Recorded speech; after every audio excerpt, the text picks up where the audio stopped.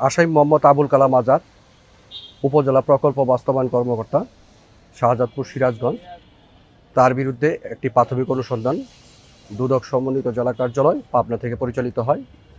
উক্ত অনুসন্ধানের প্রেক্ষিতে তার অবৈধ সম্পদের বিষয়টি উদ্ঘাটিত হয়। তার বিরুদ্ধে কমিশন থেকে সম্পদ বিবরণী জারি করা হয়। উক্ত সম্পদ বিবরণী যাচাইকালে তার বিরুদ্ধে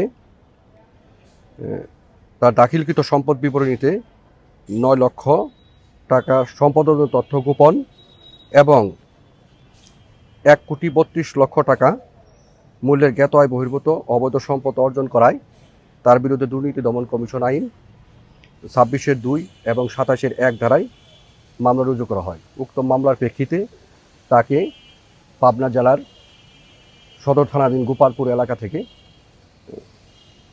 তাকে গ্রেপ্তার করা হয় এবং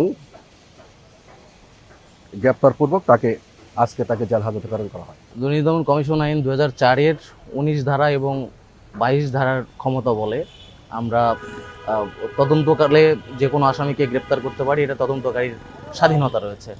এবং তদন্তকালে যদি আমরা বুঝতে পারি যে আসামি আমাদের মামলা তদন্ত পরিচালনায় বিভিন্নভাবে বাধা সৃষ্টি করতেছে অথবা প্রমাণ বিনষ্ট করার চেষ্টা করতেছে, আমরা এটা সাথে সাথে তাকে গ্রেপ্তার করে জেল হাজতে প্রেরণ করে তাকে আবদ্ধ করে রাখি, যাতে তিনি আমাদের এই তদন্ত কাজে বাধা দিতে না পারে এবং আমরা মামলাটা সুষ্ঠুভাবে আদালত কর্তৃক পরিচালনা হয়, তার শাস্তি নিশ্চিত হয়।